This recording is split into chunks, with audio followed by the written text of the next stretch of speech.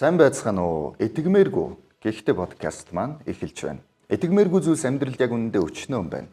Гэхдээ итгэхэд амархан уу хэцүү юу гэдгээс үл шалтгаалаад тухайн зүйл нь үнэн үү үгүй юу гэдэгт бид нар ач холбогдол өгөх ёстой. Магадгүй итгэхэд хэцүү байж болно. Гэхдээ үнэн бол яах вэ? Тийм учраас эдгмээргүй гэхдээ подкастаараа бид нар эдгмээргүй асуултуудыг зочноос асууж, харин зочин маань энэ үнэн үү гэдэг тухай бидэнд хариулах болно. Эдгмээргүй гэхдээ. За өнөөдөр бидний асуултанд хариулахаар Монгол хэлгээд Христийн чуулганы пастор, Хөв хүний хөгжлийн институтийн багш ноён Мягмард орж хүрэлцэн ирсэн байна. За та энэ дээрээ суудсан гэдг нь итгэмээргүй маа. Энэ бол бодит үнэ. За гэхдээ энэ бол үнэ юм байна гэж. За тэгэхээр бидний урилгыг хүлээн авч хүрэлцэн ирсэн танд маш их баярлалаа. За урьсанд баярлалаа. За тэгэхээр өнөөдөр бид хоёрын ярилцах сэдэв бол Христ итгэл хүнийг хүмүүжүүлдэг гэж ярих нь итгэмээргүй маа гэсэн сэдэв байна. Яг л гэх юм бол Христ итгэл хүнийг өөрчилдөг, хүмүүжүүлдэг гэж ярьж байна. Гэхдээ бид нар хүмүүжлэг ойлгоод үзэх юм бол энэ бол урт хугацааны процесс. Энэ бол зүгээр нэг энгийн хоромхон хугацаанд бий болчдөг зүйл биш. Харин Христ итгэл энийг хийж чаддгаа гэж хэлж байна. Энэ бол итгэмээргүй зүйл. Харин үнэн үү? Хоёулаа эндээс эхлэе л да. Тодорхой хариулах юм бол энэ бол үнэн. Гэхдээ саяны таны асуултанд дундаа хэлсэнчлэн хүмүүжил урт хугацаанд бий болдог. Ер нь бол бүх амьдралын турш хүмүүс хүмүүжил буюу төлөвшил гэдэг зүйлийг сурч яадаг. Энийг бид хувийн хөгжилч гэж ярьдаг. Христ итгэлийн хувьд мөн адил Христ итгэл дотроо хүмүүжил гэдэг маань бас цаг хугацаа үйл явц процессор бий болдог. Алга уруулах төдий хүний амьдрал хүмүүжчихдэг гэсэн. Тийм учраас Христ итгэлч гэсэн дамжаа биш. Энэ болвол насан туршийн итгэл үнэмшил. Тийм учраас насан туршдаа Христ итгэл гэдэг бол хүний амьдралыг хүмүүжүүлж, өөрчилж явдаг. Ийм итгэл үнэмшил гэсэн. За ямар ч үсэн өөрчилдөг гэдэг нь үнэн юм байна. Процессын хувьд Христэд итгээд маргааш нь өөрчлөгдсөн юм шиг хүмүүс бас яриад байдаг тийм. Та бол ингээ айгүй урт хугацааны гэж ярьж байна. Тэгэхээр энэ хооронд ямар нэг ялгаа байна уу? Зарим нь худлаа яриад байна уу? Энд миний бодлоор бол магадгүй хүн хүний онцлог гэж магадгүй. Өөрөөр хэлэх юм бол Христ итгэл гэдэг хүнийг тухайн хүнээс шалтгаалаад урт хугацаанд уу эсвэл алга уруулах төдий дүү эсвэл дунд хугацаанд уу ч гэдэг юм. Янз бүрээр хүмүүжлэг өгч болно гэсэн. Өөрөөр хэлэх юм бол Христ итгэлчийн өөрөө их тийм дотроосоо гадагшаага хүнийг өөрчилдөг буюу дотоод сонголтыг нь өгдөг итгэл үнэмшил. Өөрөөр хэлэх юм бол Христ итгэл бол хүнийг гаднаас нь хүчээр ямар нэгэн сүсэг бишрэлийн айцсаар ч юм уу чи ингэхгүй бол чамд ийм юм тохиолдно. Чи яг өнөөдөр ийм юм хийхгүй бол ингэж амьдрахгүй бол ийм зүйлийг чи ухаарахгүй бол чамд ийм аюултай зүйл тохиолдно ч гэдэг юм уу. Ийм айцсаар хүнийг өөрчлөхийг оролддог итгэл үнэмшил бол биш. Христ итгэл гэдэг бол дотоод ертөнцийн итгэл үнэмшлийн сонголт байдаг. Дотоод ертөнцийн итгэл үнэмшлийн сонголт. За энийг гоё дэлгэрүүлнэ гэж найдаа тийм ээ. За тэгээ. За бид нар зүгээр төр зурдаа Христ итгэл гэдэг үгийг хойш нь тавьчих. За монголчууд бид нар гөвбөл тоос гарахгүй хүн гэж байхгүй гэж ярьдаг. 13 тэгш хүн байхгүй гэсэн үг. Энэ маань тодорхой хэлэх юм бол төгс хүн гэж байхгүй гэсэн үг. За гэхдээ хүн болгон төлөвшлүүд, өсөлтүүд, хөгжилүүд явж явах хэвээр.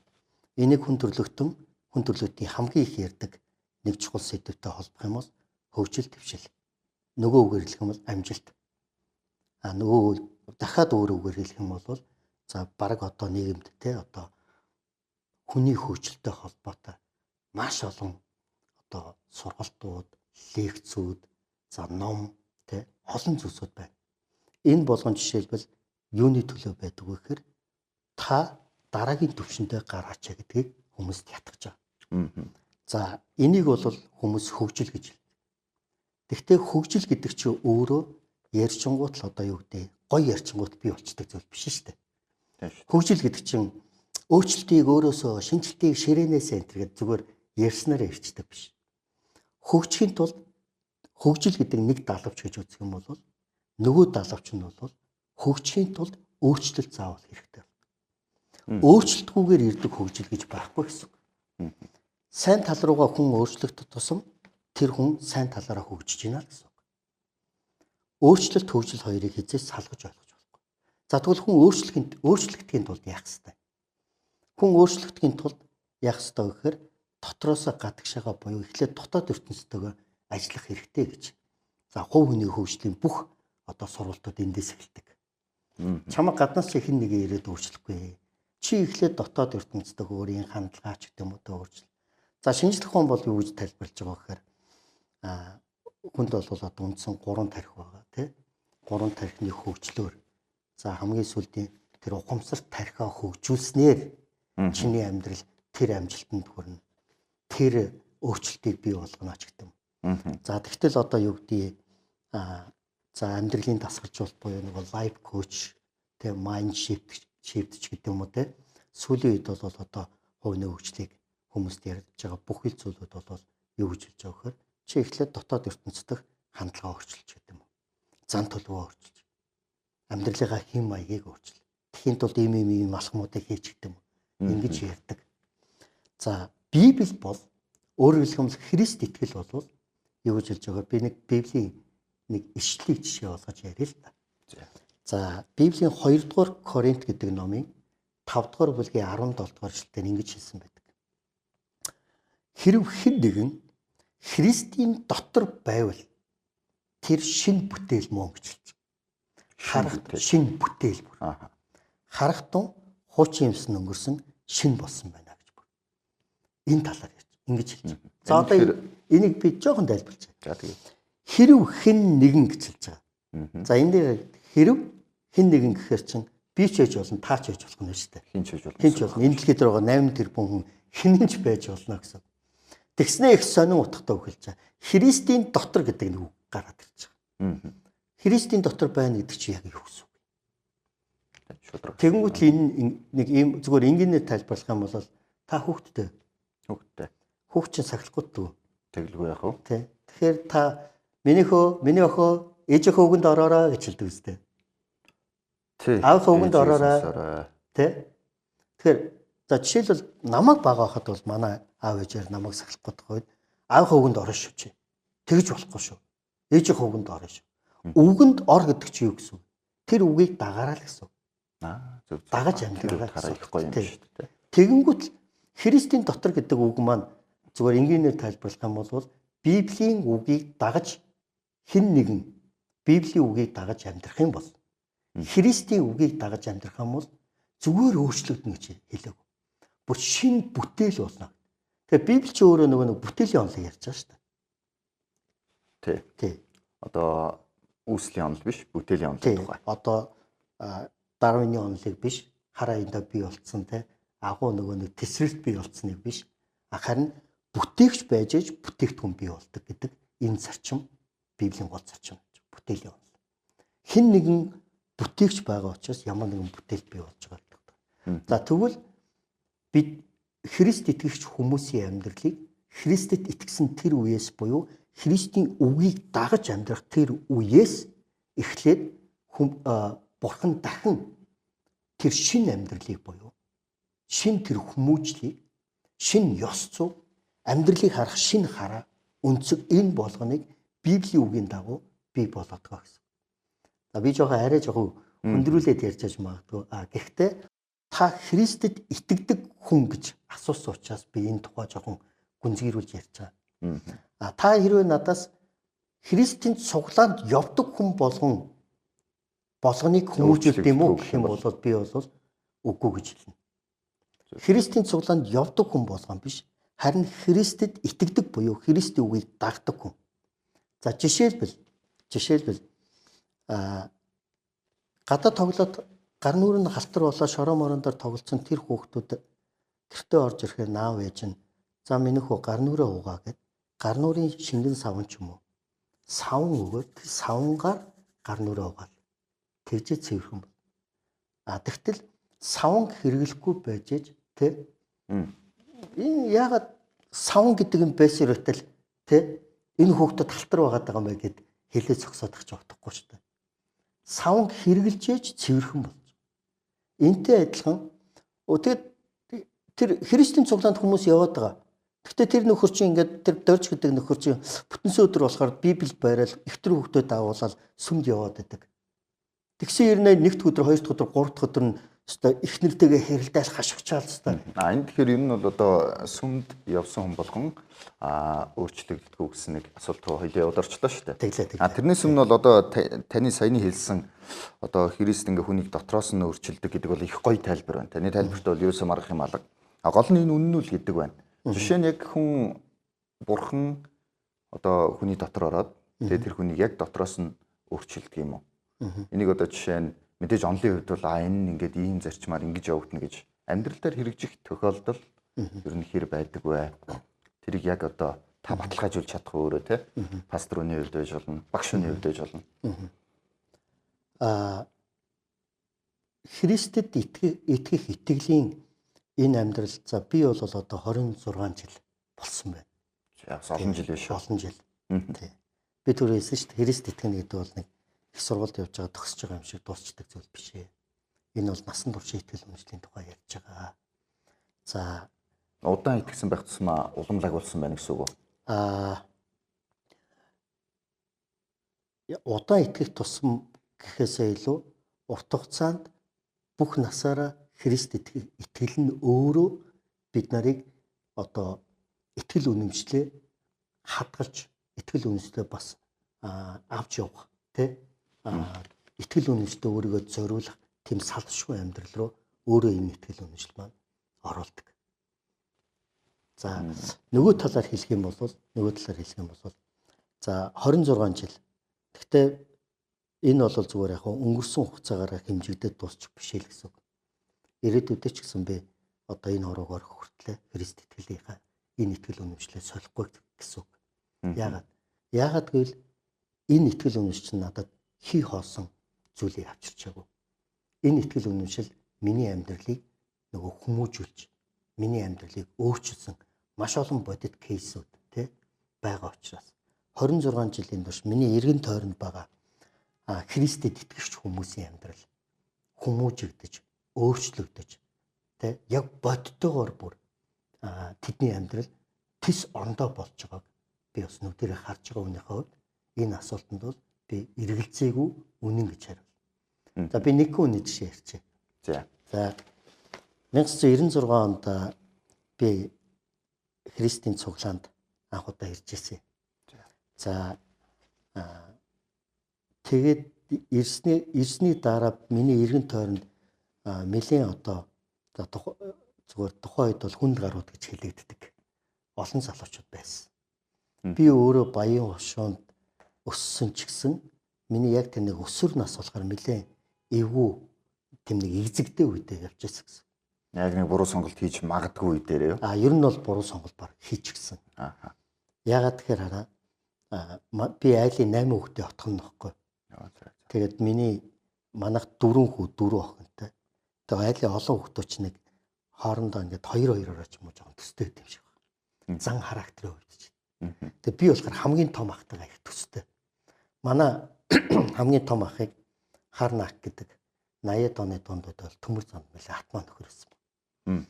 Тэгээд манай намайг баг байхаас уул нь бол миний нэр чинь Мегмод орч штэ.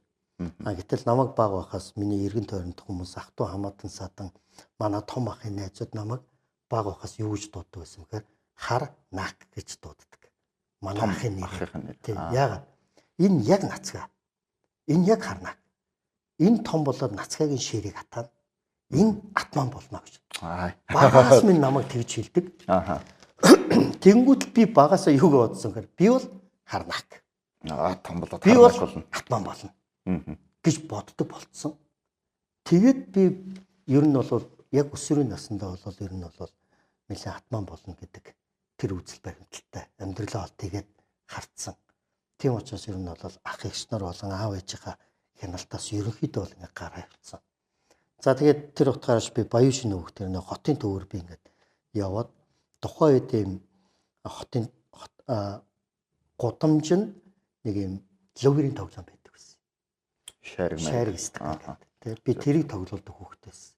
Хоёр хоосон стаканч энэ шарик эндээс наваад ийш нэлээ эндээс наваад ийш нэлээ. Үдс арсан байна 20-ыг тавил 40-ыг тавил 80 болно гэдэг. Гэс энэ тоглоомыг нууцыг хэлчих хүмүүс төгсөх сонир байдаг бах те тэр үеийнхэн ч дандаа би шарик тоглож байсан гэж томроод идэв. Тэгэхээр Тий, яг яг яаж хүмүүсийг хүлээлттэйсэн юм бэ? яг поролоны бөмбөг л дөө. Тэгээ поролоны бөмбөгөө бол зөвөр өөртөө авчдаг. Яг үндэ Гартаа нуугаад барьчихдаг гэсэн үг. тэгээд яг үндэ бол тэр поролон чи ингээд чигчийн урныхаа энд хийхэд л ингээд хомигдод байхгүй болчдөг.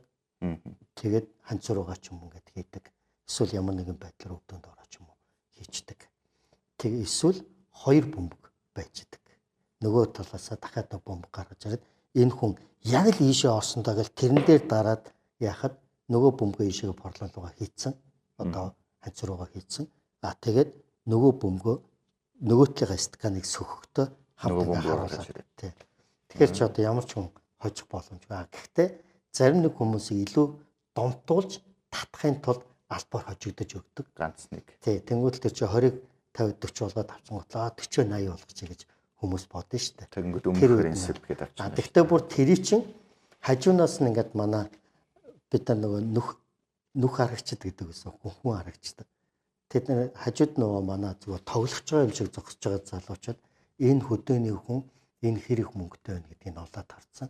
Тийм учраас тохоогоор энэ хүнийг хожуул гэдэг тохоо надад өгнө гэсэн. Харж байгаа. За нэг иймэрхүү. Зөв бас муухай хүлээлтдэг байж тээ. За тэгээд би яг ингэж явж явах үедээ анх би Христийн цуглаанд ирсэн.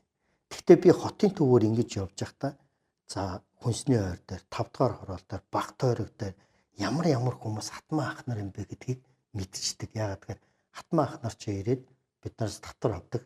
Тэгээ би ингээд жоохон мөнгө өгөөд ах нарын хуурай дүү болчдөг. Тэгж явж хагаад цуглаанд ирдэг байхгүй.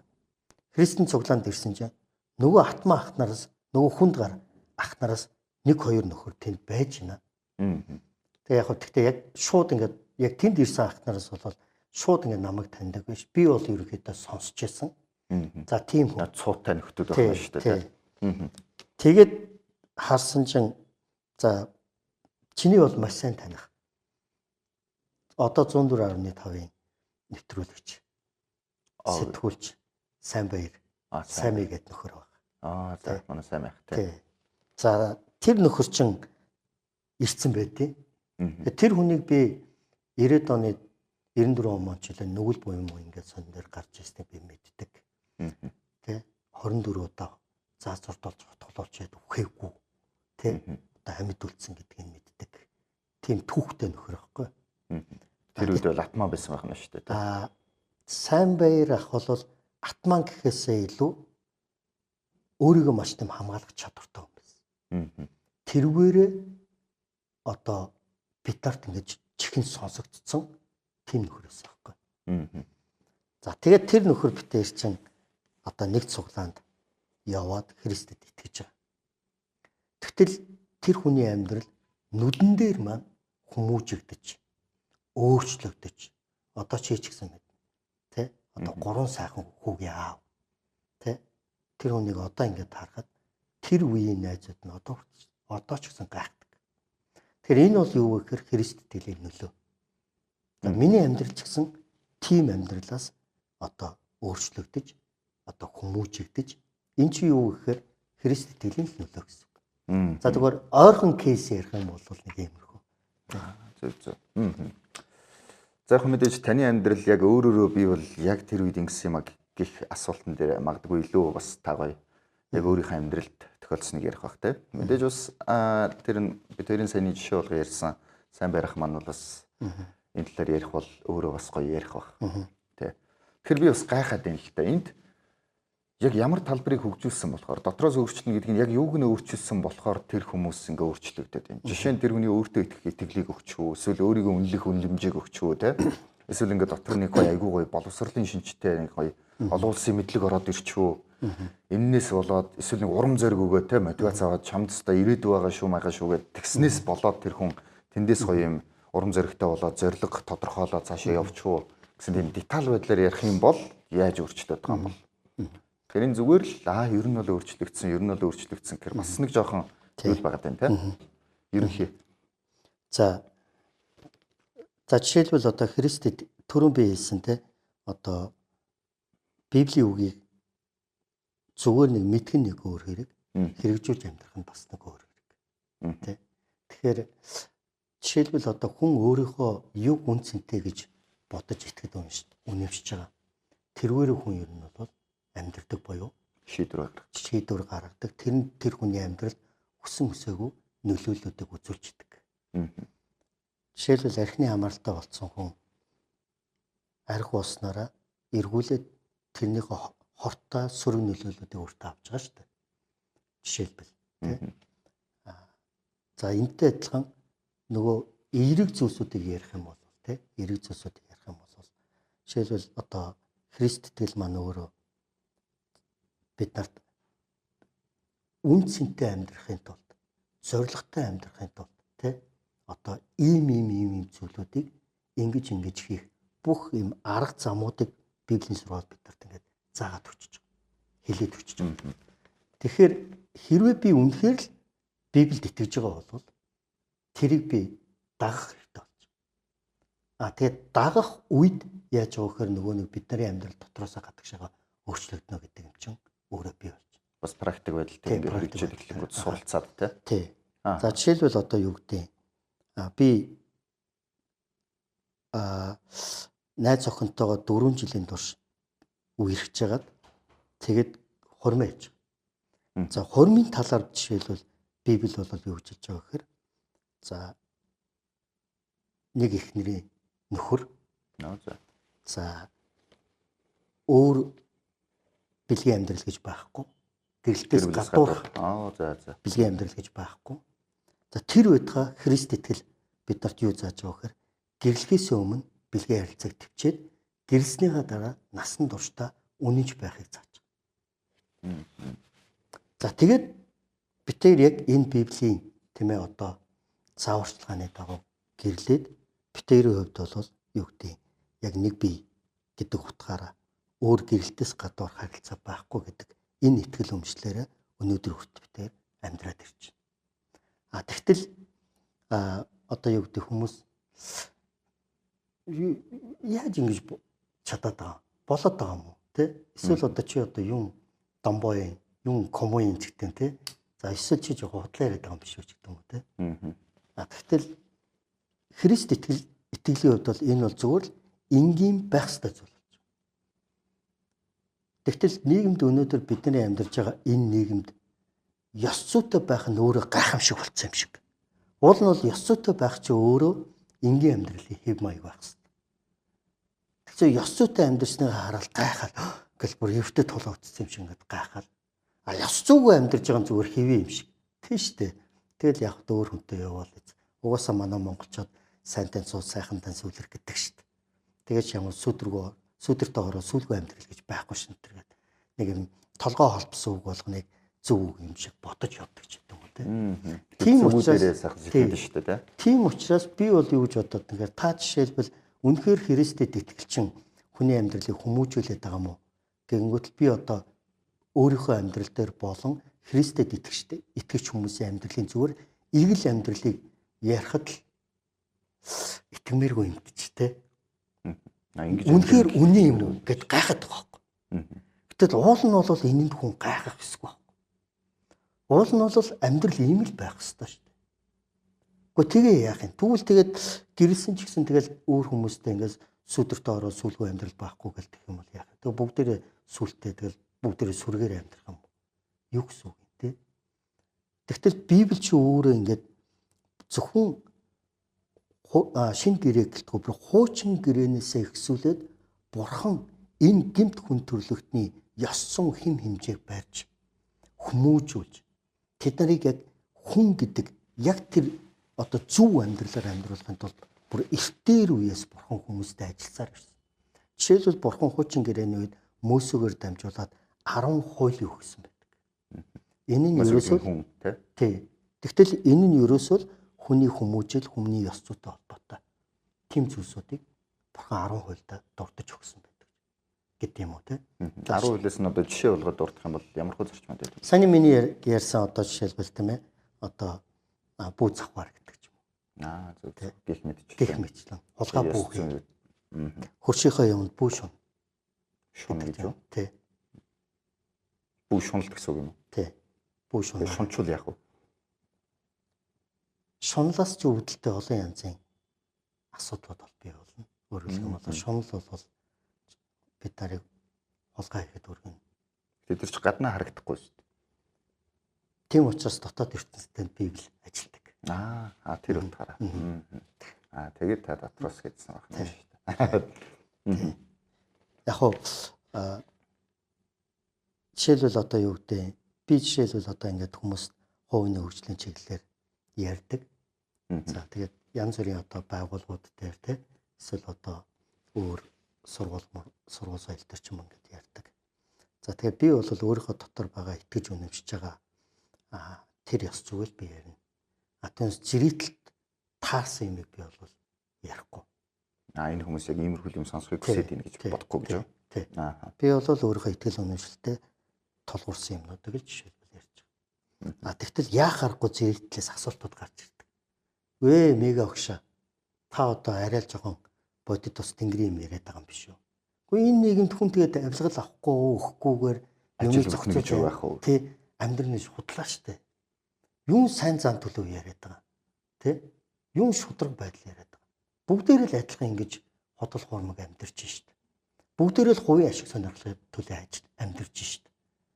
Та нарын улс төрчдийг хардтаач гэдэг юм уу те? Бусдыг ингэж ярьдаг. Бид хэдгэр хүмүүст юу гэж хариулдаг вэ гэхээр тэгээ яах юм. Бүгдээрээ адилхан бай гэж ярих юм бол би энд өнөөдөр юм яриад яах. Тэгтээ тэгвэл та нар өөрсдөө мэдчих. Нэг. Хоёрдугаарт нь тэгээ юу гэж. Тэгвэл тэгээд бид нар ер нь үр хүүхдүүдтэй дараа үедээ сайхан үеийг үлдээ. Сайхан хөгжсөн Монгол орныг үлдээн гэж ярьж яах. Бүгдээрээ л тэгж амьдрах юм бол. Харин хэрхэн цэвэрхэн хулгай хийх вэ гэдгийг л ярих хэрэгтэй болно шүү дээ. Хэрвээ тгийг юм бол тий. Тийм учраас өөрөөр хэлэх юм бол бид зарим үед хэцүү ч гэсэн усны урсгалыг сэлэх хэрэгтэй болж байна. Заавал бусдын хийж байгаа тэр босгомог зүйлсийг дагаад сэлэх юм бол яг амархан байж магадгүй л те. Усны урсгалыг дагаад дагуу хөвнө гэдэг бол амархан гэж те. Сөрөөд сэлж байгаа хүнийг хараад хүмүүс шоолно л доо. Энэ хараа. Хүчээ барж авах. Тэр шиг өнөөдөр яг нэг нүгэлгээд бол нийгэмд бас ингээл Христэд итгэдэг хүмүүсийг хараад шоолдог хүмүүс байдаг шүү дээ. Тэ? Энэ Христийн сүгэмд яваад энэ нэг амар тийм коммун болцсон. Энэ байгаагүй мэддэггүй. Энэ ингэхэ болцсон. Бүр тэргээр нь шоолдог хүмүүс ч гэсэн байдаг. Сонирхолтой. Тэгтэл таны асуусан асуултын дагуу бол яагаад гэвэл Христ итгэл хүний амьдралыг зөв тал руу өөрчлөөд хүмүүжүүлээд хөгжүүлээд явж байгаа. Үүнийг Библи өөрөө бидэнд юу гэж хэлдэг вэ гэхээр төлөвшил гэж хэлдэг. Тэгэхээр би түрүү нөгөө нэг төгсгөн гэж байхгүй гэж хэлсэн ч гэсэн төлөвсөн хүмүүс гэж байдаг. Тэгээд энэ төлөвсөн хүмүүс чинь өөрсдөө өөрчлөгдсөн амьдралаа Христ итгэлтэйгээ холбож ирж байгаа. Яг бол Христ итгэлээс болж тэд өөрчлөгдсөн гэдгээ мэдж байгаа учраас. Тэгэхээр детальны гэх юм бол жижиг зан чанаруудаас эхлээл бүгдэн дээр нь л ажилладаг гэсэн үг байна шүү дээ, тийм. Түрүүний одоо бүү завхаар гэдгээс эхлээл гих мэтчлийн ёс суртахууны зүйлсийг амьдралдаа хэрэгжүүлэх боломж олгоод иймэрхүү байдлаар. Тийм. Жишээлбэл би бол одоо тэр үедээ бацаан багтаа олстой жинхэнэ нөгөө хараад юуг янз бүрээр нь хэлж тий одоо манай зоч навын муха ам харагтай тэр гэж ярьдаг байлаа шүү дээ. Одоо тэгэхээр уурлахаар хараал марал хэлэхгүй юу? Одоо ер нь тийм байдал сайгүй төсөрсөн байна дөө. Бүр би өөрөө яг үндэ бол хэлэх нь байтугай. Зүгээр ингээд тийм хараал мараалаар хоорондоо ингээд атуу сунаанч байт юм уу те. Ярьж байгаа хүмүүсийг сонсоход хүртэл яагаад ч ингээд жоохон ягдүүрээд иддэг. Болцсон байт юм байл. Одоо зам дээр явжсэн нэг нөхөр шахаад ороод ирэх юм бол таны аманд ямар үг орж ирэх вэ? Яаж чина?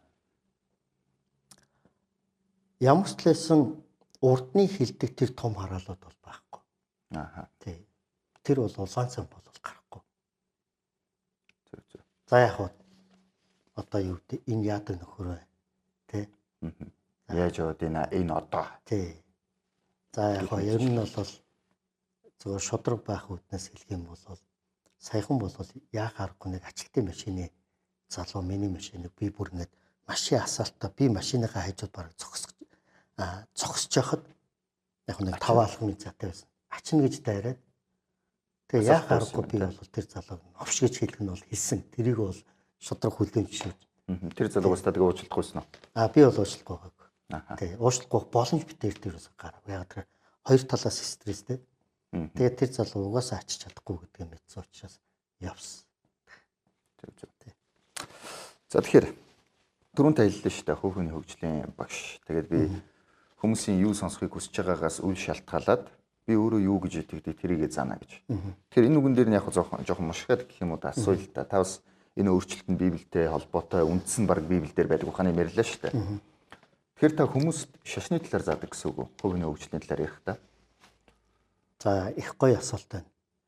Тэгэхээр мэдээж жишээлбэл би одоо за өөр багш нэг ангид орж ирээд математик хичээл ярина гэчээд баахан монгол хэл яриад бол сонсогч нар гайхах штэ. Яг бол тэд нар математик сурах гэж орж ирсэн.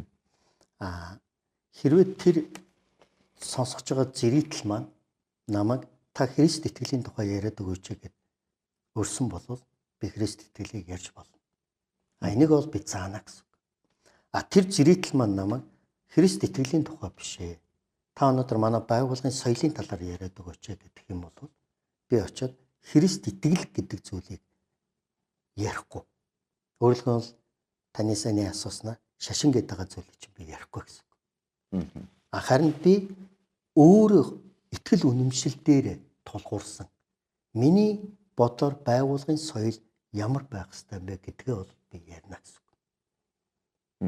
За жишээлбэл магадгүй байгуулгын соёл гэдэг юм бол би очиод байгуулгын ажилчдад очиод бид нар нэг баг. Тийм учраас нэг байгуулга. Тийм учраас бүгдээрээ бие бинийгээ хайрлая. За тэгж хэллээ. Жишээ. Гэж хэллээ. Тэгэнгүүт эн чинь өөрөө Библийн надад заасан тэр зарчим байхгүй. Библи бол юу гэж хэлж байгаа вэхээр бие биенээ хайрл. Бие биенээ нэг нэгнэ гэдэг үг Библийн зөвхөн шинэ гэрээ номд 56 удаа дурдгдсан байдаг. Нэг нэгнээ уян зөөлөн сэтгэлээр хань, нэг нэгнийгээ уучил, нэг нэгнээ гэсэн сэтгэлтэй байж гэдэг юм уу те. Энэ бол миний одоо итгэл үнэмшил, миний амьдралын чухал зарчмуудын нэг гэсэн утгаар. Би тэрийг бол ярина. Гэхдээ энийг ярихдаа би Библи хэлэхтэй гэж бол ярихгүй л те. Гэхдээ тэр байгууллага дотор дарга нь ажилтнаа хайрлах. Ажилтан тэгснээр урам авч, улам ажилдаа дуртаж, ажлын байрны баяр хөөргийг мэдрэх тийм соёл тэр байгууллага дотор үүснэ гэсэн үг. Та тэгэхээр далд байдлаар Библи ярьдаг гэсэн үг. Далд байдлаар Библи ярьдаг гэхээсээ илүү хүн өөрийнхөө дотор байгаа ямиг л хүнд өгч ярина гэсэн үг. Тийм болохоор би өөрийгөө хуурж ярихгүй шүү дээ. Нэгэнт миний ажил хувь хүний хөгжлийн хичээлүүдийг заадаг багш хүн. Тэгэнгүүт л би итгэл үнэмшил өөрийнхөө дотор байгаа зарчмуудыг бүгднийг ингээд тооцоолж хагаад би цоо шинэ хувь хүний хөгжлийн өөртөө байхгүй юмнуудыг би ярина гэж болохгүй шүү дээ. Хүн өөрийнхөө дотор байгаа юмыг л ярина шүү дээ. Тийм тэгэхээр би энийг бол үнэлж байна. Гэхдээ одоо жишээ нь олон улсын хувь хүний хөгжлийн стандарт гэж бол байгаа бах те. Тэрнтэй холбоотой та бол нэг иймэрхүү зүйлийг стандарт болгож ингээд яриад те ийм байдаг гэж. Тэр стандарт нь өөрөө яг энэ Библийн санаатай нийцдэг үү? Тэр одоо агуулга нь олон улсын хувь хүний хөгжлийн стандарт гэх юм бол яг илүү жоохон яг энэ талаас нь ярьдаг хүмүүс байгаа л ах л та. Жишээлбэл одоо нэгдсэн үндэсний байгууллагын одоо конвенцэд хувь хүний хөгжил гэдэг зүйлийг сонгох эрхчлөөтэй байх, эзэмших, харьяалагдах эрхчлөөтэй байх, ийм хэрэгцээнүүд нь хангагдсан байх энэ тэр талаас нь ярьдаг хүмүүс байж болно шүү дээ. Нөгөө талаар хувь хүний хөгжлийг зөвхөн шинжлэх ухааны талаас нь ярьдаг хүн байж болно шүү дээ. Юу сэтгэл зүрх гэж байхгүй. Зүрхчин зүгээр л амь өгөх үүрэгтэй бидэнд байдаг. Цус шахах зэрэг. Яг үндэ бол жинхэнэ хөгжил хувь хүний хөгжил чинь тархин дотор л байгаа гэж заадаг хүмүүс бас байна шүү дээ. Тэглээгээд би тэр хүнийг өчиг яаж байгаа юм бэ? Хувь хүний хөгжлийг зөвхөн шинжлэх ухаанаар тайлбарлаад тахтай гэж болохгүй шүү дээ. Яг бол тэр хүний ярьж байгаа, тэр хүний дотор байгаа, тэр хүний энийг ярьснараа би хүмүүс хувь хүний хөгжлийг ингэж ойлгуулж байгаамаа гэдэг тэр нэг арга барил, итгэл үнэмшил, тэр нэг одоо өөрийнх нь зааж байгаа концепц агуулга байна шүү дээ. Тэргээрээ дамжуулаад хүний амьдралыг тэр хүн одоо хөгжүүлж байна гэж хөгжүүлж болно шүү дээ. Энэ шиг миний хувь хүний хөгжлийг ярьж байгаа арга барил. Миний дотор байгаа зүйл бол өөрөөр хэлбэл саяны миний ярьсан. Яг гэвэл би өөрөө Христ итгэлд хүн учраас. За жишээлбэл би Христ итгэлд хүнийхээ хувьд миний хувь хүний хөгжлийн хичээлийг зааж хахад тэр дунд ижил хүсний талаар сонсомоор байгаа, ижил хүснийг дэмжүүлмээр байгаа, хүлийн зөвшөөрүүлж сонсомоор байгаа хүн сууж иж болно шүү дээ. Тийм үү? За тэр үед яг. Тэр үед би тэрийг дэмжиж ярих боломжгүй. Ярихгүй гэсэн үг. Би учиргүй яг тэр сэдвийг гаргаж ингүүтлээ буруутгаж ярихгүй ч гэсэн би дэмжиж ярихгүй. Яг гэвэл Библиэд ижил хүстэн гэдэг зүйлийг өөрөлд 3 дахь хүүс гэж байхгүй гэж хэлдэг учраас. Тэ. Библи бол эрэгтэй эмэгтэйгээс хоёр л хүүс байгаа. Тэр хоёр нь яг хоорондоо гэрлэх ёстой. Тэ. Тийм л. Тэгэхээр би өөрийнхөө дотор байгаа итгэл үнэмшлийн дагуу тэр хичээлүүдэд би ярьдаг гэсэн үг. Хэрвээ хараа жишээлбэл юм шүү дээ. За зарим одоо ингээд бүр ингээд хүний хөгжлийн бүр маш том байгууллагууд тий. За бүр тэр нь бүр за хүний хөгжлөөс гадна одоо юу гэдэг хүмүүнлэгийн хүүхэд хамгааллын ч гэдэг юм уу тий. Том байгууллага Христ итгэл суурьтай. За. Тэгвэл тэд статусынхаа хувьд тийм ээ олон улсын байгууллагч гэдэг юм уу, төрийн бус байгууллагч гэдэг юм уу. Тийм нийгмийн сайн сайхны төлөө үйл ажиллагаа явуулах хэрэгтэй. Түүнээс ч тэд нар одоо юу гэдэг одоо итгэл үнэмшлийг шашныг ярьж болохгүй гэдэг ийм одоо хуулийн одоо хүрээнд ажиллаж штэ. За. За би яг ийм байгууллагт бас 7 жил ажилласан. За тэгээд Монгол хэдэн онд үлээ нэг H1N1 вирус гараад тэгээд тэргээр чинь бас ялангуяа бага насны хүүхдүүд энэ вируст нэлээд өртөөд түүний эсрэг авах том арга хэмжээ бол хүүхдүүдийг нөгөө шимт хичээлтэй хоол идэх тий дархлаагийн сайжруулах хэрэгтэй. Тийм учраас манай байгууллагаас бүр ингээд яг нэг одоо ядуу тим айлуудаар ингэж одоо урамлын дос сонны мах энэ ингээд бид нар ингээд тараагаад өгөөд ажиллаж байсан байхгүй юу хөл. Тэгэхэд нэг Монгол гэрт амьдарч исэн тэр гэр бүлийн тэргүүн нэг хөгжлийн бэрхшээлтэй ах надаас яг ховжилт гэж асуужсэн. Миний дөө та нар